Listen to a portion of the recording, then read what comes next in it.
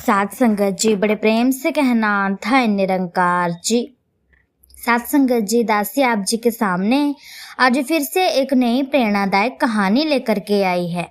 दासी आशा करती है कि आप सभी संतों महापुरुषों को कहानी जरूर पसंद आएगी और इससे कुछ सीख भी मिलेगी। सात संगत जी, तो सात संगत जी, कहानी का शीर्षक है अपराधी का दंड। तो आओ चलो जानते हैं सात संगत जी इस कहानी में कि किस प्रकार अपराध करने वालों को दंड मिलता है। बहुत दिनों की बात है सात संगत जी। शंख और लिखित नामक के दो ऋषि थे। वे सगे भाई थे। दोनों महान विद्वान थे। वे अलग अलग आश्रम में रहते थे। उन दोनों के पास अनेकों विद्यार्थी शिक्षा ग्रहण करने के लिए आया करते थे। एक बार ऋषि लिखित बड़े भाई ऋषि शंख से मिलने के लिए उनके आश्रम में गए। उस समय ऋषि शंख बाहर गए हुए थे। ऋषि लिखित एक सेब के वृक्ष के नीचे बैठकर ऋषि शंख की प्रतीक्षा करने लगे। उन दिनों यातायात के अधिक साधन उपलब्ध नहीं थे। ऋषि मुनि अधिकतर पैदल ही यात्रा किया करते थे। ऋषि लिखित भी अपने आश्रम से ऋषि शंख के आश्रम तक पैदल ही आए थे। उन्हें अपने आश्रम से निकलने काफी समय हो चुका था। अब उन्हें भूख भी लग रही थी।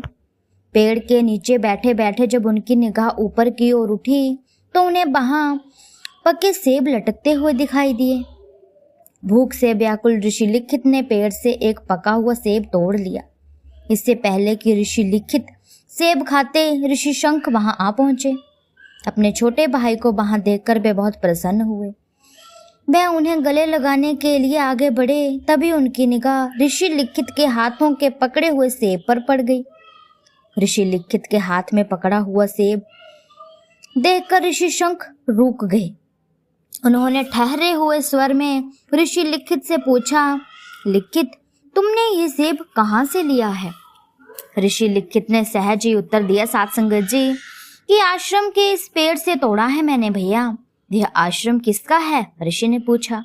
आपका, ऋषि लिखित ने उत्तर दिया।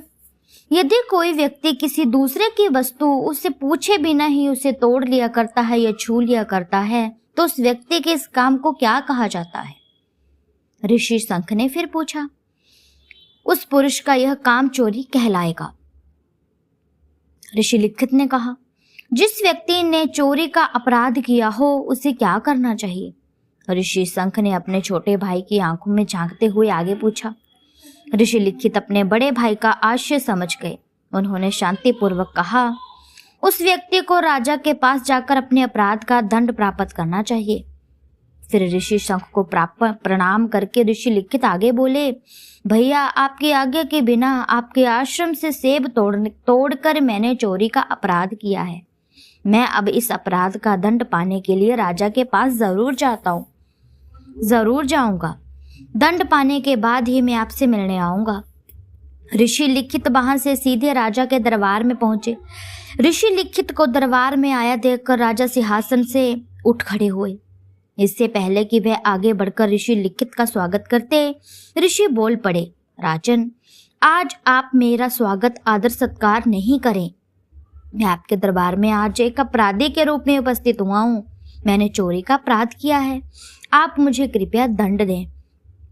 ऋषि लिखित के मुंह से सारी बात सुनने के बाद राजा ने कहा, मुनिवर, राजा को दंड देने का ही नहीं क्षमा करने का भी अधिकार है। मैं आपको क्षमा दान देता हूँ। यह सुनते ही ऋषि लिखित बोल पड़े, राजन, राज्य संचालन के लिए शास्त्र संबंध नियम ऋषि मुनि बनाते हैं। उन नियमों के अनुसार राजकाज चलाना राजा का कर्तव्य है। यदि नियमों को बनाने वाले ही नियमों का उल्लंघन करेंगे तो फिर उनका पालन कैसे होगा? इसीलिए क्षमादान देने की बजाय आप मुझे मेरे अपराध का नियमानुसार दंड दें। मैं आपके पास क्षमा के लिए नहीं बल्कि दंड के लिए आया हूँ। सासंगत जी, राजा लिखित ऋषि को दंड नहीं देना चाहते थे, लेकिन उन्हें ऋषि लिखित की इच्छा के आगे झुकना पड़ा। उन दिनों चोरी के अपराध का दंड था चोर के दोनों हाथ काट देना। विवश होकर राजा ने ऋषि लिखित के दोनों हाथ काट देने का हुक्म सुना दिया। लिखित ने हंसते हंसते अपने दोनों हाथ कटवाए और फिर ऋषि शंख के आश्रम की ओर चल पड़े। ऋषि शंख ने जब ऋषि लिखित को देखा तो उनकी आंखों से खुशी के आंसू बह निकले। उन्होंने लिखित को अपनी छाती से लगा लिया। ऋषि लिखित ने मुस्कुराते हुए कहा, भैया देखो, मैंने अपने अपराध का दंड प्राप्त कर लिया है, मैंने पाप का प्रायश्चित कर लिया है। ऋषि शंख अपने छोटे भाई को आश्रम के अंदर ले गए। फिर उन्होंने जड़ी बूटी से उनका उपचार किया। पौराणिक कथा के अनुसार शंख की कृपा से ऋषि लिखित के दोनों हाथ फिर ठीक हो गए।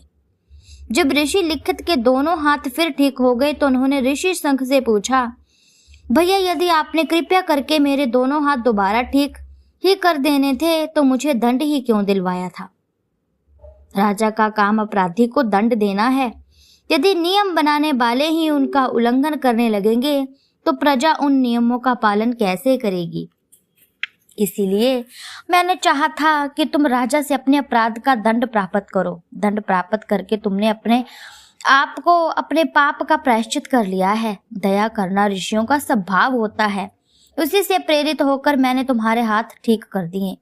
दंड केवल राजा ही दे सकता है, लेकिन दया तो कोई भी किसी पर भी कर सकता है। ऋषि लिखित ने दंड स्वीकार करके जहां हमें बताया कि किसी भी वस्तु को उससे पूछे बिना प्रयोग में लाना चोरी होता है, वही इस बात की प्रेरणा भी दी कि नियम बनाने वालों को किसी भी हालत में स्वयं नियम का उल्लंघन नहीं करना चाहिए। यदि स्वयं ही खुद के बनाए हुए नियमों का उल्लंघन करेंगे तो फिर प्रजा को वो क्या मुंह दिखाएंगे?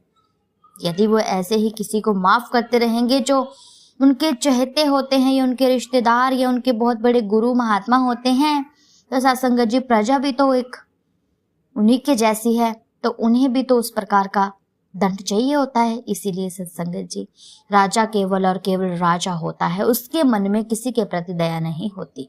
यदि कोई अपराध कर रहा है तो उसे बराबर की सजा मिलनी ही चाहिए। तो सत्संगत जी, दासी ने भी इस कहानी से यही सीखा है कि कभी भी किसी को बिना पूछे उसके घर को या उसके घर के सामान को छूना नहीं चाहिए। और सत्संगत जी, किसी को भी बिना पूछे उनके कार्यों का काम नहीं करना चाहिए। इसीलिए सत्संगत जी, हम भी इस परम पिता परमात्मा से यही अरदास करें कि हमें अपने सुमिरन सेवा सत्संग में लगा लें कि हम इन चीज़ों से दूर ही रहें, हमें इन चीज़ों की नौबत ही ना पड़े। तो सत्संगत जी, दासी की कहानी आप जी संतों महापुरुषों को अच्छी लगी हो तो वीडियो को लाइक कीजिएगा, कमेंट में धन निरंकार जी जरूर लिखिएगा। चैनल पर नए हैं तो चैनल को सब्सक्राइब जरूर कर लीजिएगा और बेल आइकन के बटन को दबाना नहीं भूलिएगा। ऐसी ही प्रेरणादायक कहानियां मैं आप जी संतों महापुरुषों के सामने हर रोज लेकर के आती रहूंगी। अब मैं मिलती हूँ आपसे नेक्स्ट वीडियो में, तब तक के लिए धन निरंकार जी।